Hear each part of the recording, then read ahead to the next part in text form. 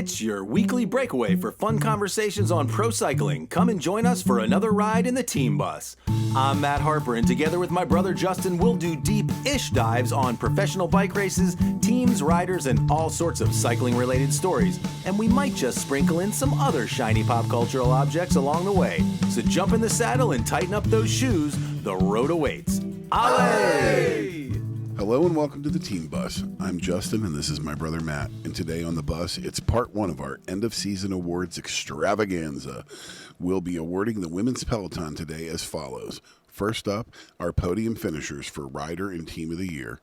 Then we'll offer up our picks for best one-day race of the year and best stage race of the year. Then we'll each pick our three favorite moments of the year. And lastly, our favorite best kid of the year. And as always, we'll finish out with some award season adventures in the Broom Wagon. Allez.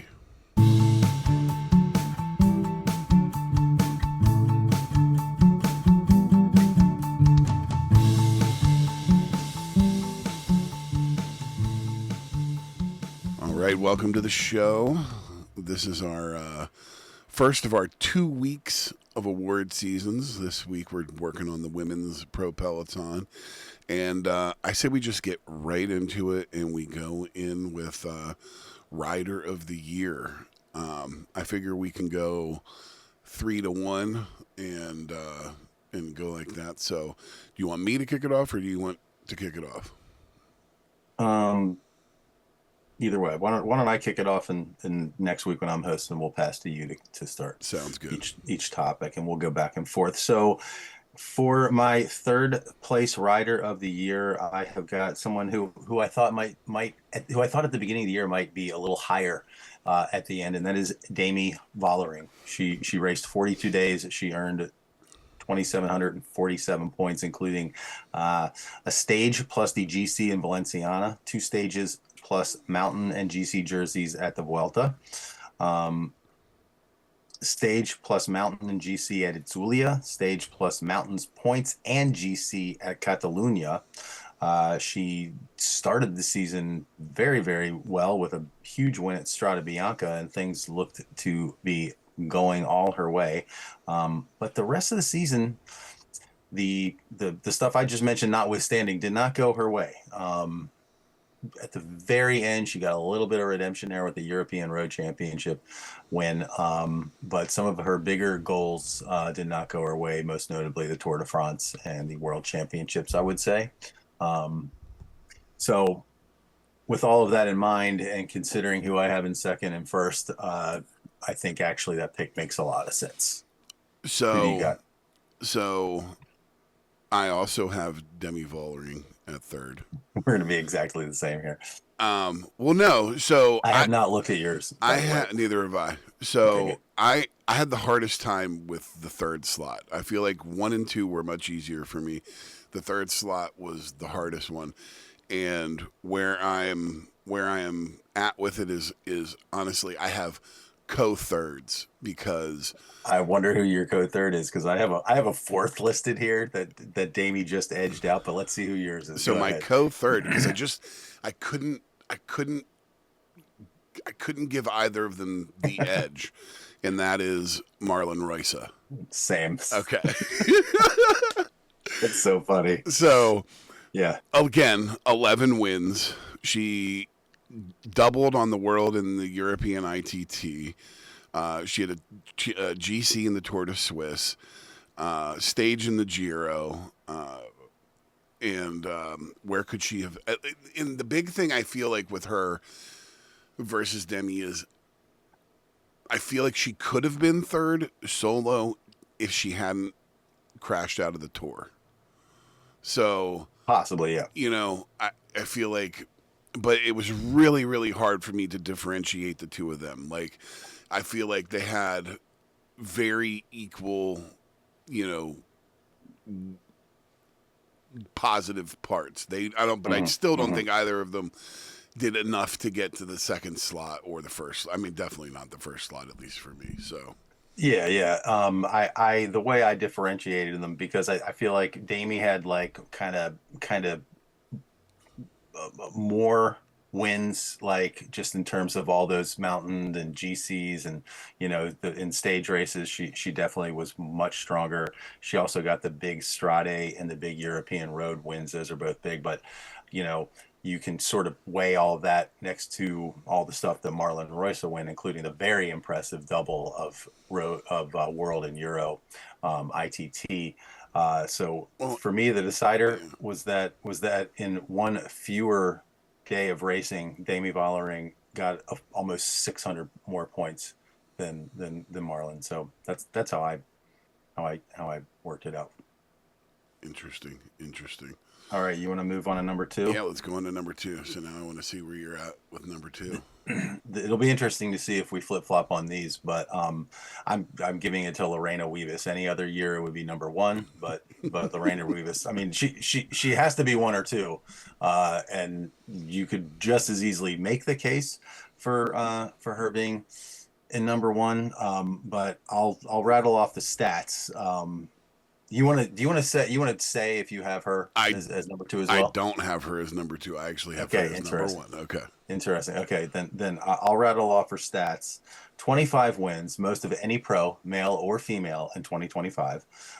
She won Ghent-Wevelgem. She got a monument at the inaugural women's MSR. Plus, she won Brugge de Pont, Les Saman, Dwars du Hageland, Copenhagen Sprint, the Copenhagen Sprint, the Dutch National Championship, the GP Lucien van Imp, La Corrales, Formies Feminine, Binche. She made Binche Pordam. She won 3 of 4. She got 3 of 4 stage wins at the UAE Tour plus the green jersey. She got a stage at the Vuelta a Burgos. She got a stage at the Tour of Britain. 2 stages at Giro d'Italia plus the green jersey. 2 stages at Tour de France Femme plus the green jersey. 5 of 6 stages at the CMAC Ladies Tour plus the green and yellow jerseys. And just for good measure, she wins the UCI Gravel Worlds. It's completely absurd. I mean, she was not beaten in a single sprint. She won every single sprint she participated in. The only people that beat her were breakaways on flat stages. The only time she got beat was by breakaways. Yeah, I mean she is she's something else, man. Like, when you look at it in total after the end of the year, it's awe inspiring. To me, she was the clear number one. I don't, you know what I mean? She had just pure dominance is the only way that it can be described. And on every level, at every stage, at every level, Mm-hmm. it didn't matter if it was in the Grand Tour or a smaller race or a prep race, or it just didn't matter if it was suited to her style of racing. She was probably going to win it. And in a year where you watch Tadej Pogacar rack up 20 wins, to see her rack up 25 on the other side of the Get coin, 20% more. yeah, Not it's just just not just more. 20% more. yeah. I mean, it's just absolutely unreal in a way. And Mm-hmm. so Well, let's get your number two and my number one into the conversation here, because okay, I'm almost certain that it's the same person. So who do you have in number two? PFP, Yeah, yeah, and Pauline Ferrand-Prévot. she's my number one. So yeah, so and I think I'm interested to hear what pushed it over for you for Rider of the Year for her. so I think it comes down to how I have sort of chosen to define Rider of the Year, because I think really what Vibis did is what Vibis does.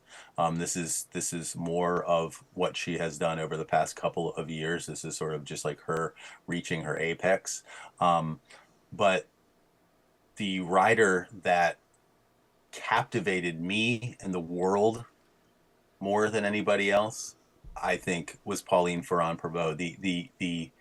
The nature of her achievement and how she went about it, and the fact that the Tour de France is, for good or bad, it is the biggest prize in the world every year. And when you consider how she did it, the fact that she's a French rider, the the way that she prepared, the scientific method, the reduction in body size, that came under such scrutiny and all that kind of stuff. I mean, everything about the level of professionalism is just ridiculous. She basically not only did she win that, and she also won Paris-Roubaix. Yeah, And having gone back through all of the monument races and a couple of the big one-day races with the women, like she was mixing it in all of these things. You know, this could have been a year where she had a couple of other big prizes, but she got the Big S prize. She brought it back to France for the first time in 40 years, and it took a woman to do it, not a man. I think just for all of those reasons, it has to be her. that's I'm happy to take the numbers, the sheer numbers of wins out of it, because obviously, like when it comes to the numbers of wins, yes, like there's no question. But in terms of what she did for me as a fan of the sport and what she did for the sport, I think it's a more monumental achievement. which is why I put her above Vollering and Roysa, because I mean, on paper you could say that Vollering and Roysa had bigger years than she did, and so, but Right. when I look at the fact that she came out of retirement with a target and nailed that target, it's really hard for me not to say that she had a better year than both of them. All right. Now, Yeah. as far as her versus Weebus, I just think the sheer volume of work that Weebus did, and the fact that it didn't matter where, it's not a situation where she's like gobbling up all these little tiny races to get to 25. There's big monster wins in there, and yes, is it a parody situation where you're right that there's not a lot of people that can hang with her shit? I get it, but it also says to me you can't ignore the fact that she had more wins. She had more wins by herself than whole teams will have, for Yeah. the year. And it's really, really hard for me not to give her credit where credit's due. And while I agree with you, I agree that she is, doing what she does, but there's also something to be said about the fact that the specialist is not failing in those situations. You know what I mean? You can look across the board and say, Tim Merlier, you can look at a Tim Merlier loss, a Jasper Philipsen loss. You can look at a Matthew Brennan loss. You can look at, all of these sprinters and point to a loss, a Pedersen, Girmay, all of them. You can point to losses for all of them. She didn't lose. And that's, there's something to be said about that. For sure. Not at, the only person, in my opinion, that could hang with her shit all year long was a Marianne 38-year-old rider, Marianne Vos. Yeah. Who I think we would all argue is one of the best riders that has ever, ridden the bike on the women's side of the coin. So it's, I think it's like I said, how it's just sort of in how you choose Yes. to define it. I mean, it's an impossible choice to make, really. They're two separate achievements. It's not like it was a sprinter going head to head with the sprinter. It's two different kinds of riders, two different approaches to the season. Pauline Ferrand-Prévot was not trying to stack up wins this season. In fact, she was staying away from lots and lots of races. That's why she doesn't have all those numbers that Demi Vollering has, that Yes. Marlon Roysa has. You know what I'm saying? She said, I'm gonna win the biggest race in the world, and that's all I'm gonna do. She kind of Jonas Vingegaarded it in a way, and she nailed it. And we'll get into more about how she nailed it later on.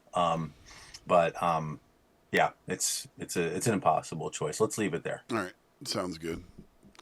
Oh, I want to throw out a couple of honorable mentions if I could. Sure. Misha Bredewald, 8 individual wins, including Amstel Gold and the Dutch ITT National Championships. Plus, she got 2 green jerseys. Super strong year. She was omnipresent on a team that still includes a lot of hitters in there. Even though Vollering and Royce are both gone, she was in there hanging with Anna van der Breggen, with a lot of Kopecky, et cetera. So Mavis Squeebon has to be shouted out. Her first pro win comes at the Tour de France Femme, and then she backs it up the very next day with another win. Absolutely insane. Kim Lecourt-Pinard, LBL plus a Tour de France stage win, multiple days in yellow. And then last but not least, our girl Magdalene Valliere from EF Oatly winning the world championship out of nowhere. A couple of those names are going to come up later. They're going to come up here in a little bit. For sure. All right, let's go. All right, let's go to team of the year. Who do you have in the 3 slot for team? All right, in number 3, I have got, with win, that Dwars-Door-Vlaanderen, Brabantse Pijl, a GC win at the Giro d'Italia and at the UAE Tour. It's got to be UAE Team ADQ, featuring our favorite gal, Elisa Longo-Borghini. That's who you got as well? Yes, that is exactly who I have. 28 wins, 68 podiums. Wow. Yes. 32 points. Yeah. Notable wins at the Giro Dawn, UAE Tour, Dwars-Door-Vlaanderen, Tre Valley Vaseline, and Brabantse Pijl, as you mentioned. So, more points, I should say, than both of my teams that I have in second and first, by the way. Yes, I agree. It's hard for me to give them the top spot when they, I think the tough thing is that is the Giro, where it falls in the year, it loses a little bit of its weight. I don't know. I mean, a Grand Tour is a Grand Tour. Grand Tour is a Grand Tour, but they got one. In reality, it's. I guess I look at it a little bit. I look at it a little bit differently. I don't know. It's weird because I don't have Vesma on my top 3 at all. So nor do I. A GC win isn't everything as far as I'm concerned. Mm-hmm.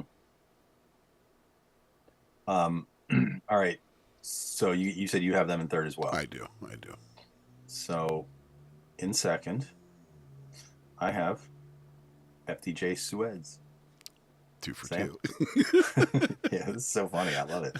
Well, I mean, it's either good or it really sucks. I mean, like, either everything was just as predictable as can be this year, or I don't know. Maybe there's just clearly defined. I think in our categories outside of these two, we'll have a lot more differences, because it's okay. So here's where it's really hard for me. So looking at number 2 at FDJ Suez, 22 wins. All right, and again, not as many wins as UAE, but I do think that the 22 wins, 56 podium finishes. Notable wins they took the GC at the Vuelta, GCs in the Tour of Britain, Tour of Romandy, Itzulia Women, Volta Catalunya, the Ciclista Valencia. They took the Strade Bianchi Dawn. They took the Cadel Evans Great Ocean Road Race. There's just a ton of great wins in there, big races as far as I'm concerned. Mm-hmm. And considering the fact that Demi wasn't the Demi that we expected. She was great, but not, or she was good. She was not great, in my opinion, this year. They had a really, really, really strong year. And, this is Demi's first year over there. There's growing pains. There was a lot going on there, in my opinion. Yeah, I think the trio of Vollering, Chabet, and Lebu is quality. And I think when those women are in their second season together and everything is gelling, and they got Evita Music in there, and Amber Croc, like, sky's the limit. Yeah, I agree. Demi gets it turned around. I mean, yeah, anything can happen. In first, then I guess, right, we're gonna have the same team, right? SD Works. It's got to be SD Works. Yeah. I mean, you want to say that's just completely on the back of Lorena Vivas with all those wins, but you had Misha Bredewald, my honorable mention. You had Anna van der Breggen, for God's sakes, winning a Grand Tour stage this year, coming out of retirement and just being omnipresent. Like, yes, she was all over the place. She it's cool when you look back on it now, and you consider her season, her comeback season. she came back as with the DS mind still in her head. You know what I'm saying? Like she was there to execute strategy Yes. in multiple ways and to really animate races and create favorable conditions for her team. And it's just really cool. It's She just got cool a to see. she got a third in the Vuelta. Yeah. You know, that's not a small feat. So 47 wins, 78 podiums, by the way. Yeah. All I had right. it at 40. PCS had 48 wins. Ooh. Um, I had PCS had him at 47 when I was looking oh, at it. So, weird. I don't know. um, it's all right. Tour of Flanders with Kopecky. Don't forget that one. Right. Milana San Raymondon with Weebus. Amstel Gold. Third at the Vuelta. Brugge de Pan. And that's just, that's just some of them. Gent Wevelgem. Yeah, I mean it's literally just the notable ones. It's not all of them. I mean, there's Yeah. 47 of them. It's tough to name them all, but those ones were the ones that jumped off the page at me. They did a wonderful And job. they have 20 more wins than third place and 26 more wins than second place. Yes. So, again, Now if the you're sheer looking at numbers, alone, it's you ridiculous. you give that to Weebus. But I mean, again, I don't want to belittle how amazing Weebus's season was, and how important it is for the team. Because I mean, at the end of the year, it is a team sport. All right, we are looking at team of the year, and across the board, had Kopecky had a slightly better year, they could have 50 wins. They could have 55 wins. You don't know. And Yeah, that's true. The fact that there's even barely any mention of Kopecky. I mean, she did win the Tour of yeah, Flanders, she won a monument. So, and then but she just like disappeared for the rest of the season, which is kind of a shame yeah, but for a world champion. I also think too that with the parity that you have on the women's side, that's outside of Lorena Wiebes, I mean, it doesn't make it a little bit harder. And just like with Pogacar, these constant winning ways of some of these riders dictate that you have to step up your game. You know what I mean? So I'm sure that she'll come back, strong as hell. And again, we have been wondering, does she ever decide to transition away from the pure power to where, a rider that can do more in the mountains? Because we know that she's a very versatile rider. Absolutely. You know what I'm saying? So we could just And I be mean, she seeing could be some looking sort of at a transition. yeah, she could look at a Pauline Ferrand-Prevot and what her approach was and get clinical like that if she Absolutely. if she wants to. And she's on Definitely. a great team to do it because she's got a Yeah. great support network there. For sure. Looking forward to seeing what happens with her next year. Yeah, that team also includes the likes of Blanca Vash and Femke Heretze, both of whom are animators of races and winners of races. So yeah, it's got to be SD Works Pro Time as team of the year with 48 wins. The incredible Lorena Wiebes. Doesn't get better than that. What's next? So, all right. So we have one day race of the year left. We have stage race of the year left. We have our best moments and best team kit. How are we on time for?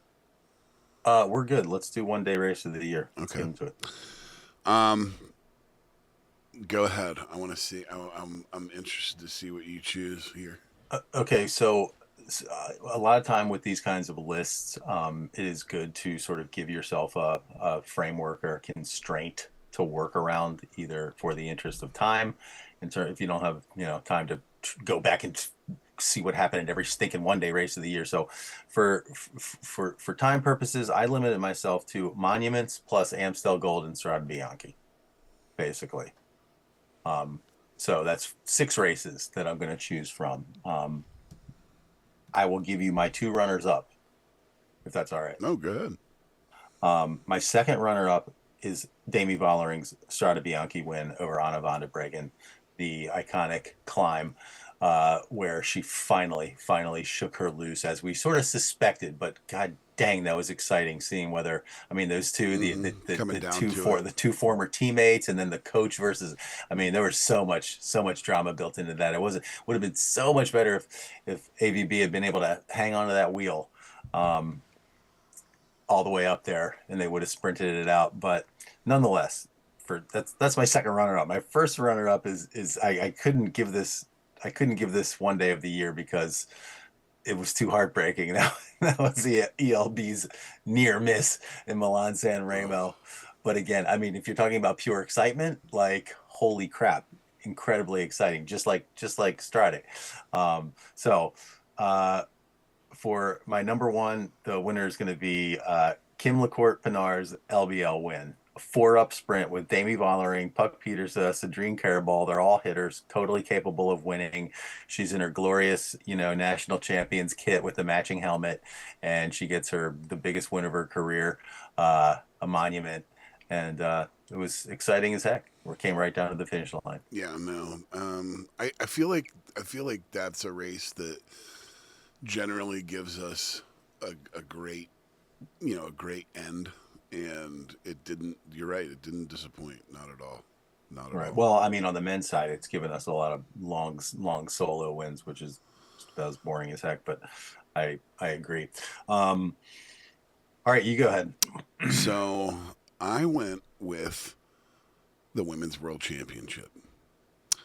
So I did not include World Championships. Yeah, I totally forgot about that. That's all right though, because this is why I think this will be, because I think my stage race of the year, I think you're going to be like, whoa, that's crazy.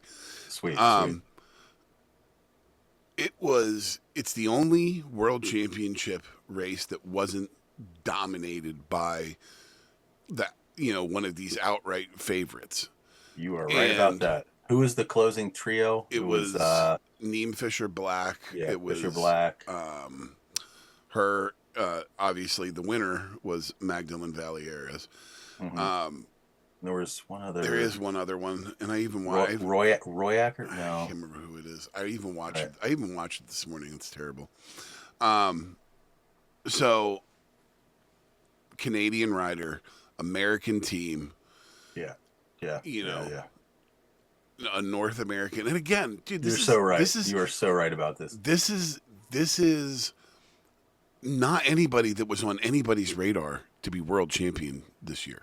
Yeah. All right, she's a great rider, but she is not in the conversation with. Yeah, she's a domestique up until now. All of these people, and which is part of the glory of the World Championships. Yes. Is like domestiques for big teams are like the absolute pinnacle in small countries. Yes, 100%. And so, and they get their shots. She's able to get separation in the closing kilometers with this group of 3, and then when they start going up that cobbled climb, she's able to get that separation in just enough so that she puts the other 2 away, and she rides in there solo. A nation on her back, bringing a world championship, to Canada. And I couldn't have been happier. Like it was, especially considering how those 2 weeks of races went with time trials, with road races. It was all pretty much dominated by the people that you expected to dominate. Mm-hmm, You have Vollering, you have Pogacar, you have Evenepoel, you have Roysa. All right, like it was like a foregone conclusion across the board, except for right here. Yeah, and the biggest stage in the world in Rwanda, you have a completely unexpected rider, to grab the rainbow bands, and like I couldn't be happier to see somebody that doesn't win, 1,000 times. A year, be the person that was on the podium. It was a wonderful moment for me in time, and I just really do think it was the best one day race because it wasn't dominated by somebody that we talked about the entire year, and I really think that she deserves all the credit in the world. She played it masterfully, and she deserves every bit of wearing that jersey. And here's the best part is like, I feel like that's a person that's going to wear that jersey with so much pride next year. And it's gonna draw her out of the peloton, and hopefully it gives her a boost to push her into that next rung on the ladder. Like, I really do. Like, it was very, very good race as far as I'm concerned. I think you 100% nailed it. You put my choice to shame. Ooh, But in my defense, can I also give you one little thing that I didn't know that I found out in my research? What? Do you know who her boyfriend is? No, I do not. Ken Uterbrooks. Really?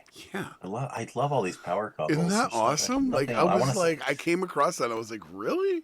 That's the podcast we need to put out. Like, the following all of the cycling power couples, following the relationships, and just like reacting to the stuff that goes on socials. I think you nailed it. My honorable mention would be the inaugural Women's Maryland Cycling Classic. Absolutely glorious race won by Agnieszka Slaniak-Soyka of Canyon SRAM in a photo finish against Allison Jackson, who will come up later in this episode, in a 4-rider break on Pratt Street in downtown Baltimore. Yes, excellent choice. That was. I mean, everything about it. The circuit course, the cobblestones, the Africanness of it, the black faces in the crowd, the unknown. I mean, it's you got to go back to Anna Kiesenhofer at the 2020 Olympics to get a more as satisfying a win. So yeah, great choice. I think we should. Got 5 minutes. I think we should take a break and come back. That sounds good. All right. On that note, stay tuned. We got a lot more to cover, and we will be right back. Don't miss Beyond the Slipstream, our weekly companion podcast to the Team Bus, our domestique, if you will, dropping every Saturday in your usual podcast feed. All right, welcome back. All right, so on to our next category, stage race of the year. What do you got? Well, I think you indicated somewhere earlier in the show that your stage race is going to surprise me. I hope. And I'm excited about that because I'm making the most pedestrian choice of all, but I'm prepared to make my case on it. All right, go ahead. So for me, the stage race of the year has to be the Tour de France Femme avec Zwift. It had absolutely everything. A stage win plus a yellow jersey for Marianne Vos in the most epic finish of the year. Hint, hint. We might hear about that again. The biggest win of her career for the long-suffering Mavi Garcia. We got Weebusing all over the place. We got Kim LaCourte-Pinard getting a stage win in her national champions jersey. And she wears yellow for a couple of days, basically announces herself on the world's biggest stage. And then we got the French domination of the second half of the race with the aforementioned delightful back-to-back stage wins of Meba Squibon. Seizes on the 48-hour window of the greatest form of her life to take 2 Tour de France stage wins. And she's just, cute as can be. And then what's left, the magisterial performance of Pauline Ferrand-Prévot, utter dominance in the last 2 stages, absolute win for the ages, yellow jersey back on French shoulders. The comeback, she wasn't even in the peloton last year, but this is a person who was the world champion on the road like more than 10 years ago, and then just disappears, goes to mountain biking, has a whole other career, conquers an entire other world, then comes back, and in her first year back announces it. I'm here to win the Tour de France when she comes in. I'm not being canny here. I'm not trying to play mind games with people. No. I'm here to win the Tour de France. Come and beat me if you can, but I'm going to do it. I'm serious as a heart attack. The whole, the way she went about it with, first of all, she is really strong early in the season during the spring classics, knowing that she's going to get to take a take a big break to prepare for the tour. And so she's like, yeah, I'm gonna start ramping up the form and start practicing going against these ladies on the roads, out there on the roads in the biggest races of the spring. And then I'm gonna take my time off. I'm gonna get my fitness where it needs to be. I'm gonna drop the weight that I need to drop, and I'm going to be a honed, laser focused climbing machine when the Tour de France rolls around. And she puts everyone to the sword. She's like this is like the bigger, better version of the Mahoric MSR win, where the prize was just so very clear from so far in advance. Um, it's got to be the Tour de France, Fam. It was a great race, and it was definitely really hard for me to not choose the Tour de France because of all the reasons that you just mentioned. It was a little bit of everything. I thought, PFP's win was very in this, which was very, to me, it was very ironic how she won the Tour and Simon Yates won the Giro. All right, like in these late in the race, just like you've slept on me this whole time. Bye. I told you what I was gonna do. Yes, I told you. I don't know what you thought, was going to happen here, but you've really miscalculated. Yeah. And I agree. And still, Mavis Quibbin is gonna come back. Is gonna come back here in a few moments when we get to our moments, because she is in my list. It was a great race. I mean, it was a great race from start to finish. It was very exciting. End was great. Jerseys were great. Everything about it was great. So it's hard for me to argue with that being your choice. For me, I went with a race that I found very much the way that you found a lot of joy in PFP for Rider of the Year. My stage race of the year is the Women's Lloyd's Tour of Britain. All right. Very, small race, 4 stages. But again, I feel like it produced a couple of the best single days of racing that you could watch. If you haven't watched it, I recommend that you go back, find it, watch it, even if you're just watching highlights. Stage 1, Kim LaCourte was in a slugfest with Kristen Faulkner. All right. And ends up winning that stage. Stage 2 was... Yeah, I remember that. All right. Long breakaway. Yes. And they literally, yes, it comes down to a sprint. Yes, absolutely. Stage 2 was won by Mara Roldan. One of my favorite wins of the year, because this is like where she put in this crazy climbing performance for the ages. I mean, it's this, you don't think of Britain being like this crazy climby, place. It's not the Alps, it's not the Pyrenees, but she does one of the best climbing days of the year. That was so epic. It was so epic. And let me remind brutal folks, looking. Let me remind folks of the glorious words of Hannah Walker on that occasion. Fortune favors the brave, and today it favors Mara Roldan. A first World Tour victory for the 21-year-old Canadian, and Picnic Post NL deliver. Signed, sealed, delivered. Yes.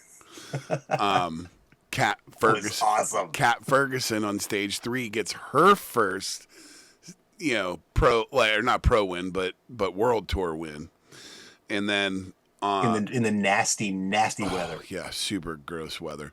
And then on the last day, Wollaston gets 10 bonus seconds, okay, to push her ahead of Kat Ferguson by 4 seconds. Literally, if she doesn't win the intermediate sprint and pick up those 6 bonus seconds, she doesn't win that race. Unbelievable. Just edge of your seat the whole way through. Yeah. Each stage Incredible. Almost better than the one before it. It was an amazing race.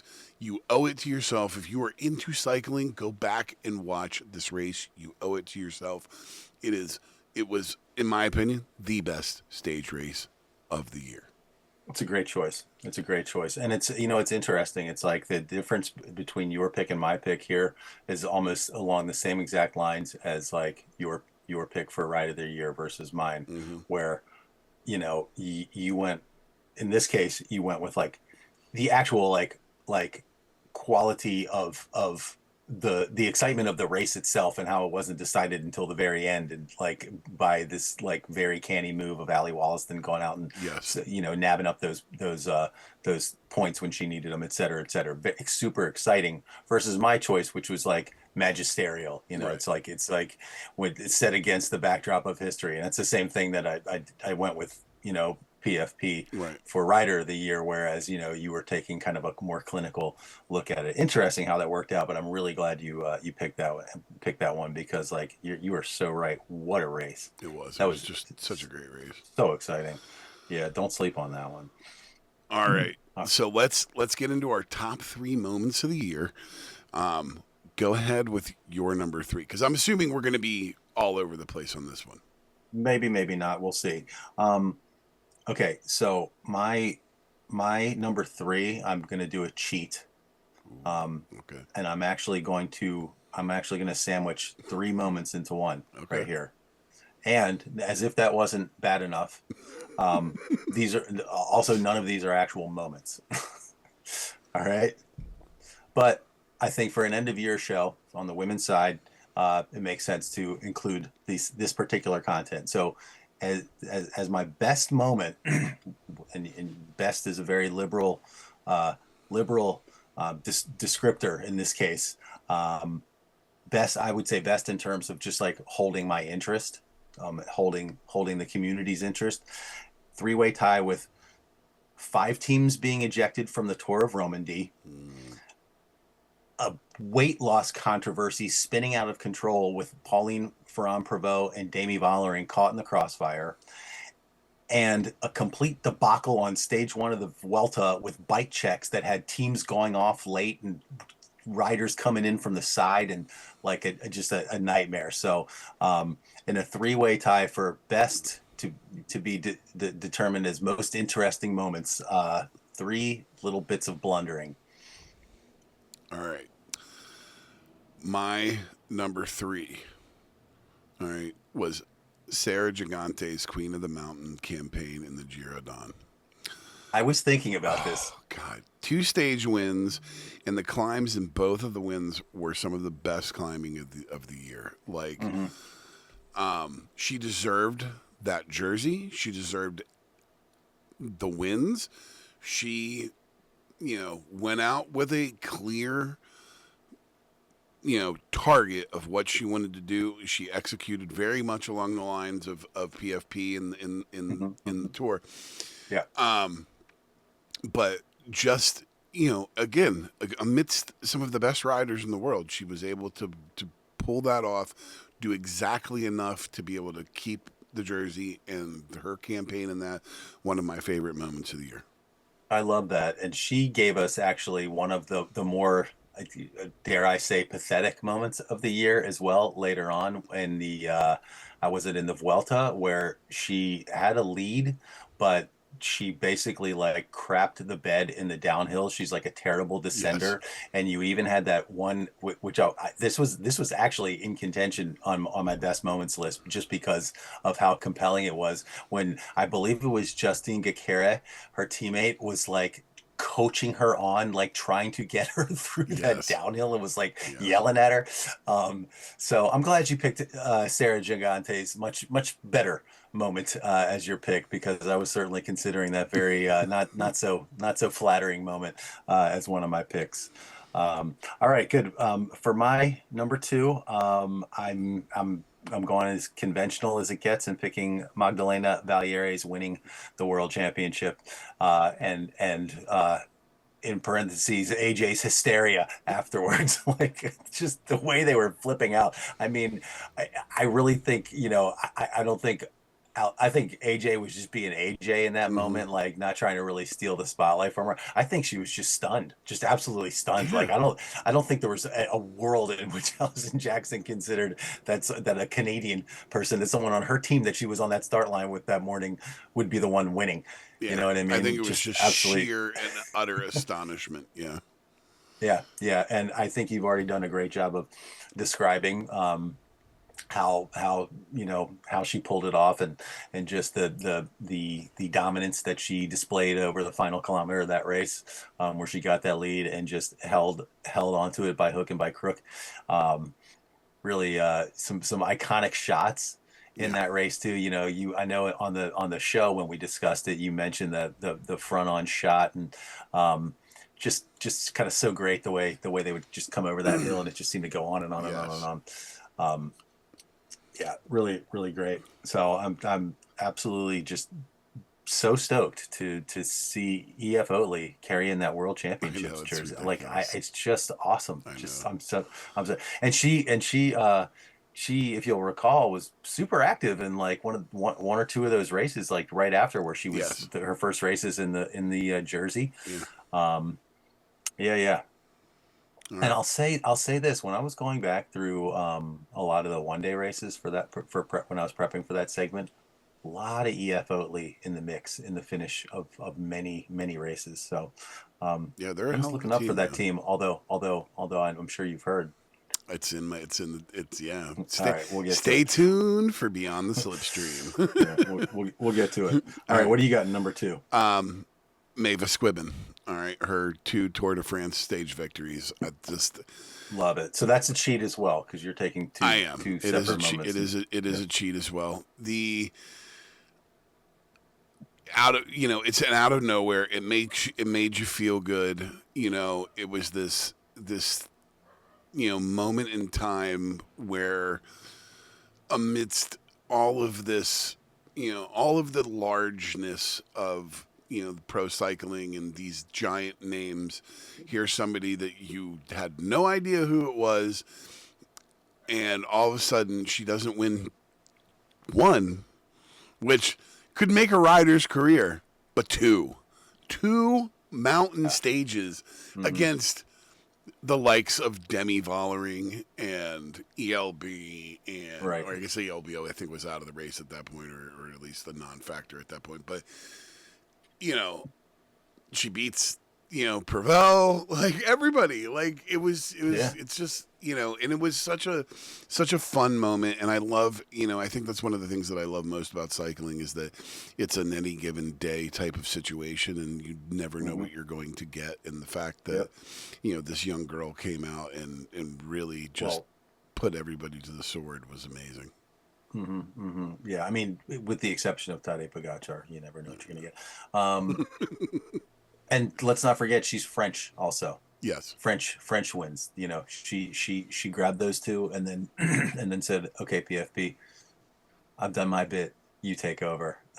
It's just, I mean, to have been a fan of French cycling, um, especially women's cycling, a French fan of women's cycling, that must have just been just the Yeah. greatest week of your life.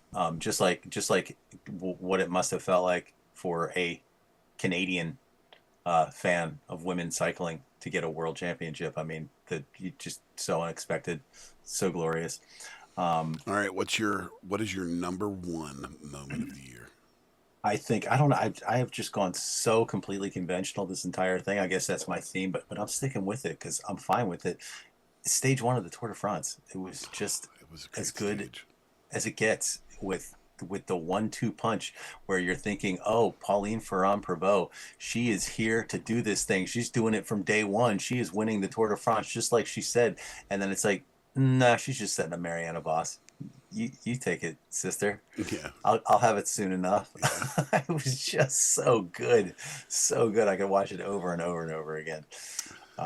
Just spectacular. So Um, so I went wholly unconventional. All right.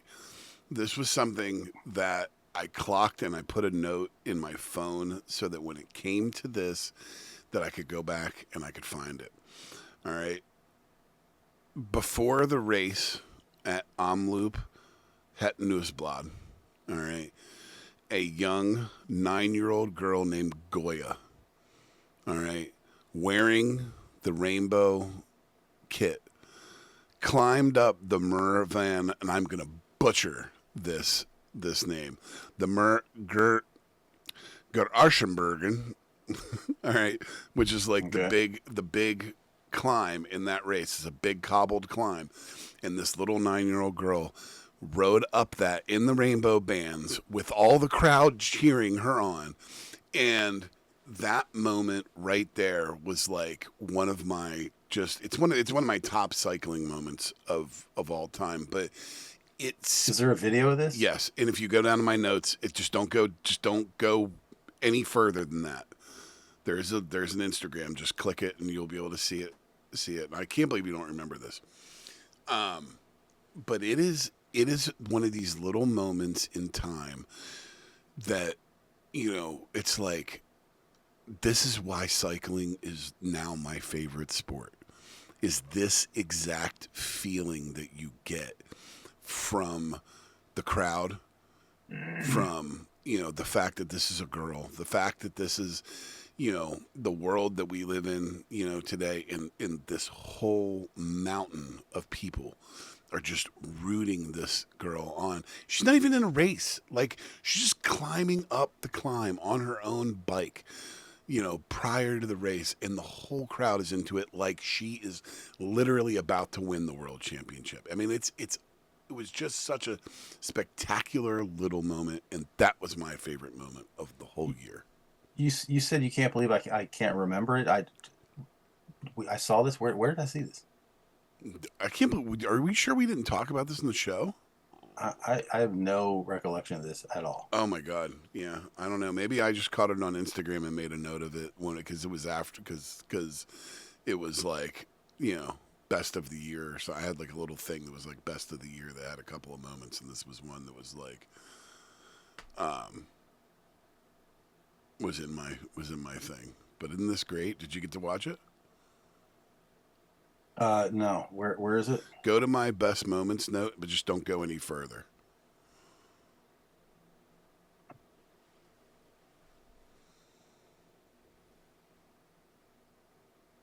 As long as you don't get to the jerseys, you're good. It's above my jerseys. Oh, right. Okay. All right. Well, I'll have to check it out later when I want to railroad the show. So. Alrighty. But yeah. So that was my favorite moment of the year. I should have if something like that comes up again, I'll text it to you. That way you can at least have reference for it. My bad. But that was my favorite moment in women's cycling this year. I love it. That was it. Omloop? Yes. Yeah. No, I have no recollection of that now that I'm seeing it. Good for her though. That's amazing. Yeah, it was on the GCN Racing Show. I know that for a fact. I should show it to my daughters. Yes, you should. All right, so where are we at? All right, so that leaves us with best team kit. So I say we go 5-1, and let's get your pick, let's get my pick, and then I have pictures in there. I'm guessing you have pictures in there. So let's just get right into it. What is your fifth best kit of the year? I'm going with the tricolored, the triple colorway for the Phoenix de Koonik. These are as straightforward a uniform, a jersey as you can get. It's just one color basically, with some white writing all over it because it's a smaller team, so there's more sponsorship stuff all over this jersey. But the combination of colors is so fresh, and that is why I'm picking this one. The military green, the like burnt umber orange, and then just classic blue to offset those other two. You get these two like kind of earth tone situations happening with this classic blue. I don't know. I love, and it's got the versatility. But I feel like we became sort of very familiar with all three of these colorways, like throughout the throughout the season, like I'm here for it. So that's my number 5. I have them. I have this in my number 3. Can I read you something about this? Yeah, go ahead. So they had a little for the kind of burnt orange one. They had like a little blip written. All right. Inspired by the power and intensity of the African desert, this Nambian red jersey embodies the determination and fearless spirit of the Phoenix Decanic athletes. A bold design, cutting edge technology, pure energy on the road. Love it. All right, my number 5. I went with the team kit for Jayco Alua, or live Jayco Alua, and it was like it's like a purple and black, and just like it cut to me like all year long, just cut through the Peloton. It would just, to me, it stood. And they got the gray shorts. Don't forget about Yes, the gray and the shorts. gray shorts. Like It's in the photo. I always like it Yes. when a team does a wacky shorts color. Yes. Well, I shouldn't say I always like it, but it's a bold choice. Yes, I'll say. but I loved that, and it just I couldn't. It was hard for me to, like. There were other ones that I kind of was like, but I felt like it cut through the Peloton all year long. Loved it. Okay, number 4. All right, my number 4 is kind of classic looking, but clean and looks kind of modern at the same time. It's just doing a lot with a little, and that is Volker Vessel's team kit, which it's got a like white across the breast, blue at the bottom on the front of the jersey, but then black sleeves, and then when you're wearing the black shorts, it's got the white and the blue around the legs, to complement it and to complete the look. Yeah. And it's just clean On it's the like, arms it's like, and legs. I'm looking at your photo right now. Yeah. yeah, it looks really cool, and it's got that sort of fading design. I don't know if that's like a logo for a company or what that's supposed to be, or maybe they're little cyclists or something. But I like a kit that is kind of throwbacky in style, and I think this one certainly fits that bill, especially the stripes around the sleeves and just the clean look of it. So Volker Vessels is my number 4. What do you got? I went with the team kit for Canyon Shram's on to Crypto. Their Infinium jersey, which was like this, like mostly pink, but like almost tie-dye with, these like swirls in it. And the canyon kind of like comes across like the chest, like in an angle. Really, really like that jersey, man. Like really, I like it really, as well. really like that jersey. So we already know my number 3 because it was your number 5. What was your number 3? My number 3 is a very particular piece of kit, and that is Kim Lacour Pinard's Mauritian National Champions jersey. You love that this jersey. It looks so close to the World Championship jersey, which I just find there's just something that's funny about that to me, that this country is like, well, that's all well and good, but our flag is our flag, and we're going with it on the jersey, so you're just gonna have to deal with it. It looks the same, but she pairs it with that helmet. I just love that helmet. It's so gonzo. It looks so 80s. You know what I mean? That helmet is just those like primary colors on that thing are just great. It stands out. It stands out, and sometimes it has you guessing whether you're seeing the World Championships jersey or not. And we got to see a whole lot of it this year. So for number 3, I've got Kim Lacour's Mauritian National Champions jersey. Yeah, so I had Alpecin or Phoenix Decanic in the 3rd slot. So we've said that. What I will say, just my little bit on it, clean, just clean. No frills, just like nothing to distract us. Like, I don't know, man. There's something about it. Right. It's just all white. And everything, including the stripes. Like the stripes don't even go all the way around. Yeah. It's just like white. It's just like blocks of color on this all white background. Very clean. All right. Considering the number of logos they have on there. So, all right. Let's talk about number 2. All right. And number 2, it's funny. I actually made a note when I first saw the leaders' jerseys in this race. I was like, those things are kind of a mess. But the more I looked at them, the more I kind of liked them. And there was one in particular that I really, really like, and that is the jersey that is awarded to the leading Catalan rider in the Volta Ciclista a Catalunya Femenina. All four of these jerseys have a similar pattern to them. It's like a sort of modernist looking sort of, vaguely Spanish in a way looking pattern. But the Catalunya one in particular has got a couple of things about it that I like. One is that it is the actual color scheme. It's like yellow, red, orange, and it just like looks like Catalonia. It's just got that hot Spain kind of look to it. Yeah. And then each one of the jerseys has got a different corporate sponsor, and the corporate name is written real big just underneath the team logo part of the jersey. And for this one, it's Moritz. I don't know if what Moritz does. I don't know what that is. If that's a company, if it's a ski resort or what. But it just seems old school and European. It's just like this cool looking jersey with the word Moritz on it. No, And I'm with you. That's a bad jersey, dig it. man. I dig it. It's a cool looking jersey. It's super cool. All right, my number 2, I went with the Lotto Tour of Flanders jersey. This actually does make an appearance on my men's list as well. If you need a refresher, feel free. No, I do not, because that's going to be on my men's list as well. Yeah. That jersey is sick. It's so good. Like, The color schemes is incredible. it just, yeah, I mean, there's something about it, man. It just jumps out at you.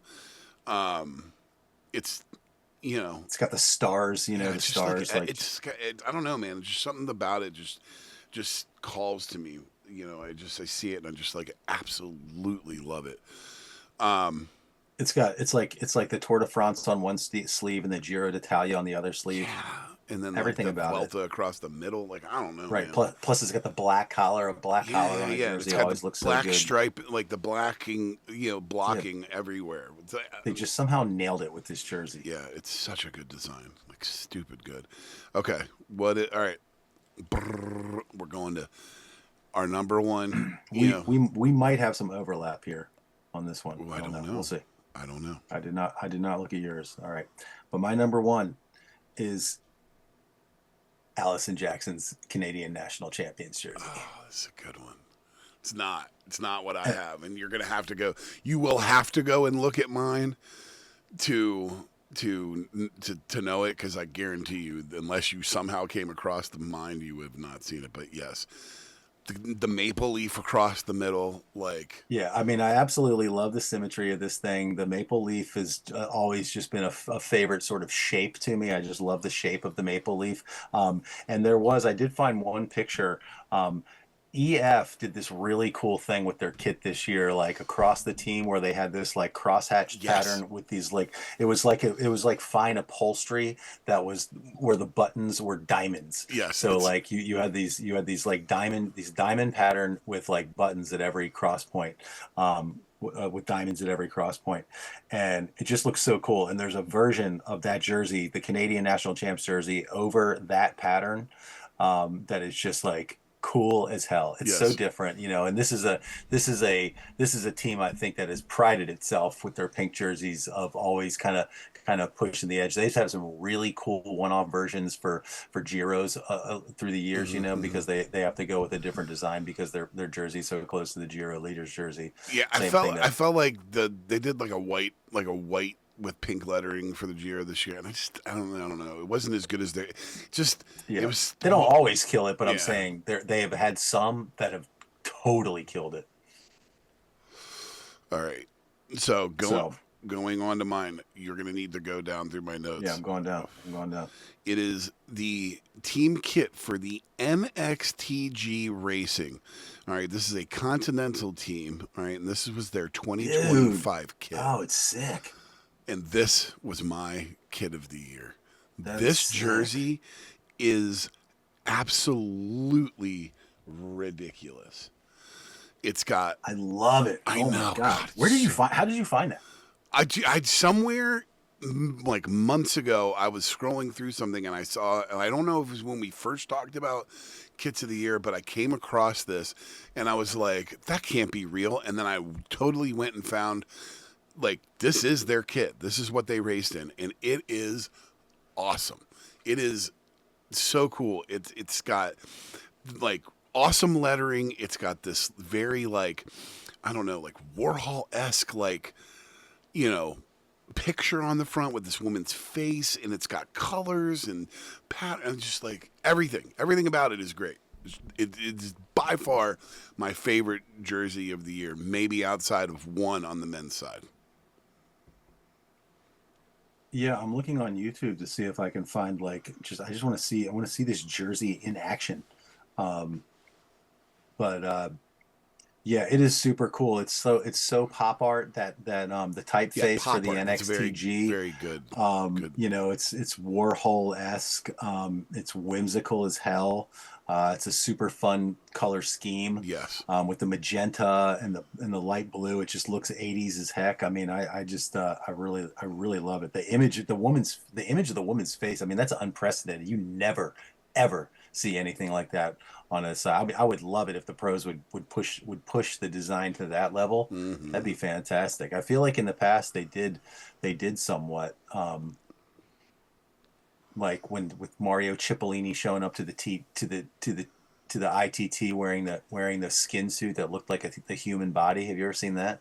No, I definitely need Oh, to see dude, yeah, that. this guy Cipollini back in the '80s, he was just like he fancied himself a fashion icon or something like that, and he would just like show up in crazy ass kit, and he showed up to a ITT one time, like in a Tour de France or something, wearing this crazy skin suit that looked like the skin had been removed from his body. You saw like all of like the muscles and tendons and Ah, stuff. that's cool. That's super cool. It's crazy. That is Um, super cool. yeah, great pick right there. I love that. I absolutely love that. Yeah, I had a lot. Look, now that we're now that we're through, we've got a couple minutes left before we head off to the Broom Wagon. I had so much fun putting this together.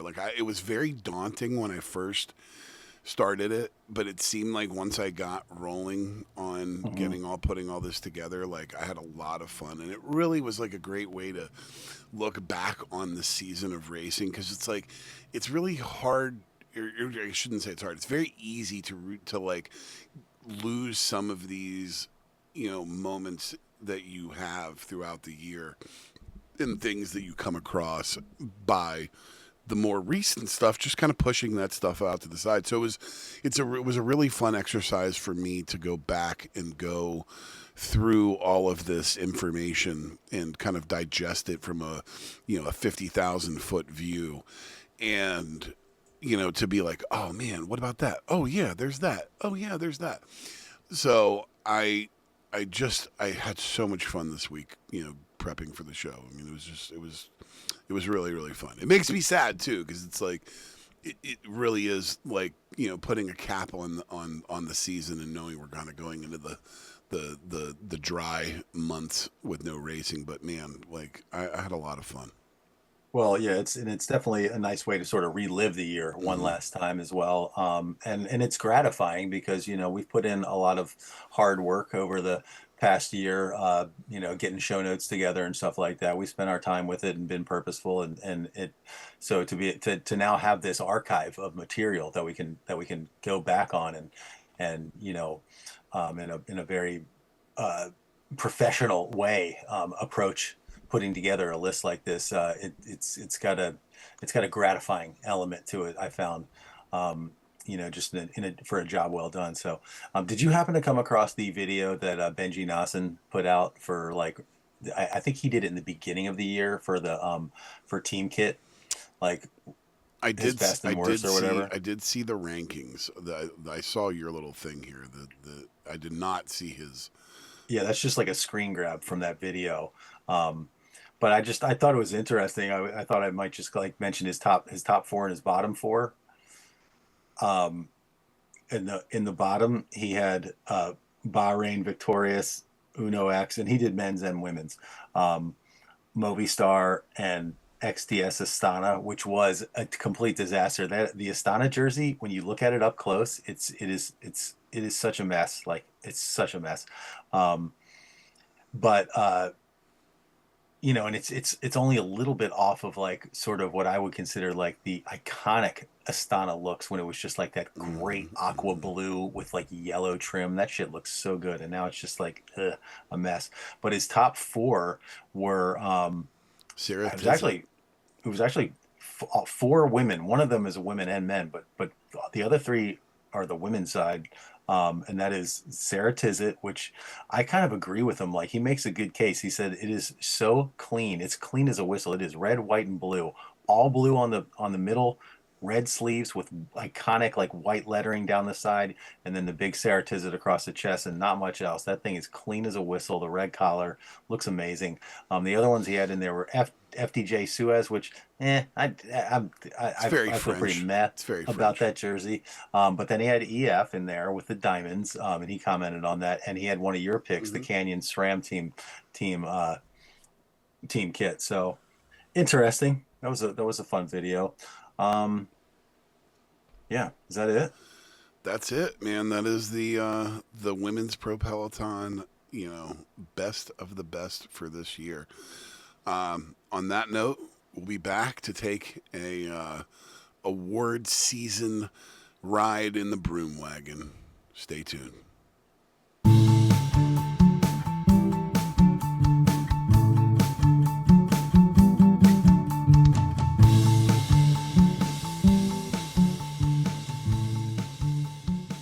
All right, welcome back. We're going to take another ride in the Broom Wagon. Matt, what do you got for us this week? All right, I'm going to do like a little two-part recommendation here on my broom wagon, starting with a book that I received as a very generous gift from one of my regulars, a gentleman who has come up on this show in recent weeks, as he is the same guy that I went to that motorcycle race that I talked about a couple of weeks back. He's my buddy Tom. And we were talking last week about old concerts and stuff that we had been to, and somehow the Capitol Center came up, the old arena that the Washington Capitals and the Washington Bullets played at back in the day. That you have doubtless been to many times, and that I've been to Saw many my times. first As Capitals game there. Yeah, it was a part of my childhood, the Capitol Center. So it came up, and I mentioned to him that I had seen in my socials a year ago or something this book that had come out about the Capitol Center. Um, and lo and behold, he shows up this week and he's like, "Hey, man, I got something for you." And it's that book. Boom. Capitol Center, a retrospective. That's This cool. is Look a at all the big old thick stubs. coffee table book, and this thing is just filled with just memorabilia, like all the way through, That's just like cool. ticket stubs. And it gets into the sports teams, it gets into the musicians. Look, Van Halen, just all the groups that had played there. Incredible. I cannot wait to just absolutely dig into every square inch of this book. So if you grew up in the Washington, D.C. area and you used to go to Capitol Center when you were young, for the older members of our listening audience, which is probably all of them, this is a great book. You're going to have a lot of fun with this book. So I recommend it. It's called Capitol Center, a Retrospective. It's by Richard Friend, Kevin Leonard, and Jeff Krulik. I'll put a link to it in the show notes. And the second part I wanted to recommend, and I don't know if I talked about this at all when I was talking about going to the motorcycle race, but my buddy Tom and I, we differ politically in a number of ways, and yet we still manage to have a friendship in spite of it, and have, spent an entire day together going to a motorcycle race, and, we just get along, just fine, thick as thieves, even though there's, some stuff that I believe that probably annoys the shit out of him, and vice versa. Um, and so the second part of my broom wagon is to recommend finding someone that you differ with politically, but have a lot of things in common with as well, and spend some time with that person. You don't have to talk politics if you don't feel like it, or you can if you have the type of friendship that can endure a little engagement like that. Well, by all means, but just see the humanity. Try to find someone that has it's got some, it's made some votes that you're not a big fan of, and just try to see the humanity in those people, because I'm convinced that is the only thing that is going to bring us back from the brink of whatever it is that we're on. I So agree. I'm I I'm agree. trying to start with it right there. Um, yeah. All right. What do you got? So I had one thing that I wanted to talk about, and then life happened, and I want to make a note about power sports. I'm sure that at some point in time or another, we've all been on a motorcycle or a quad or a dirt bike, or did something, but I think it cannot be stated enough that safety needs to be the paramount, thing when you are in a vehicle that is not designed to protect you. All right. If you are using a motorized vehicle and, it is not a car that has been specifically designed to protect you at all costs in the worst possible scenarios, please, for the love of God, be careful. Wear helmets. Use whatever safety apparatus that has been provided to you, because it may just save your life. I've lost now, a very dear friend a year ago to a motorcycle accident in a head on collision. And now, just last night, we lost his son, 23 years old, in a power sport accident. And I don't know the parameters. I don't know if he was wearing a helmet. I don't know if he was wearing a seatbelt. I don't know. It all just came up late last night. But you have loved ones. You're not invincible. You are a bag of flesh and water, and you are not meant to have thousands of pounds of force thrust upon your body at any given time. So, my note to everybody that, might hear this is that, please, for the love of God, just practice as much safety as possible. I'm not telling you not to do it. We all seek thrills in life. But please remember, it's not just you that, these things affect. It is, all of the people that you could potentially leave behind. So, um, that's really it. And my thoughts and prayers go out to the Giddings family today, because they really need it. Well, I'm very sorry for your loss, and I can certainly reiterate your concerns. And of course, this is a podcast about, it's not a motorsport, but it's nonetheless a sport on which people are riding vehicles that go very, very fast and can be deadly. Yeah. Absolutely, we've seen it. We've seen it on multiple occasions in the past couple of years. I think it's sort of a two-part thing coming. Speaking as someone who rides bikes myself on a very regular basis, number one, it's the equipment that you employ, most especially wearing a helmet. I mean, that's the single greatest thing that you can do to protect yourself in the event of a fall, is to wear a helmet. We don't wear full body armor when we ride bikes. But our head, which is where our brain is, we can protect that. We do a very, very comfortable armor for that. But the second thing is being very alert and very cautious when you are operating these things. That is another huge component. You can, you know, the very nature of going out and riding a bike, riding a motorcycle or whatever, you are taking on some amount of risk. But how much risk you take on can vary wildly based on yourself taking a very active role in terms of risk mitigation. There are more and less risky behaviors that you can engage in on on these types of vehicles. For myself, when I was younger, when there wasn't so much at stake for me as a person, I took greater risks. Now that I've gotten older, it's just not worth it to me. Would it be fun to really lean into that into that curve on that one spot on the downhill that's just like so epic, like I used to do the first time I rode it, it sure would. Am I ever going to do it again? Really don't think so, because it's just not worth it to me. You know what I mean? If I got a wet road approaching, I am just keeping myself, I'm slowing down and I'm keeping it vertical. You know what I mean? Like, just cars, I'm not messing around with cars. I'm not going near cars. You know, again, there's some amount of risk that I take on just by being on that bike that I can't do anything about. But how I behave can really affect my outcomes. I truly believe that. You know, there is some amount of random chance that can walk in and can kill me. But it's mitigation. There's a right way and a wrong way to approach it. And, you know, taking stupid risks and not wearing and choosing to not wear safety equipment is not the way to go. No, I agree. That's all for this week. Join us next week for part 2 of our end of year awards show, where we'll unpack all the winners in the same categories on the men's side of the Pro Peloton. Until then, for my brother Matt, I'm Justin Harper. Thanks for listening. We hope you'll join us again soon for another ride on the team bus.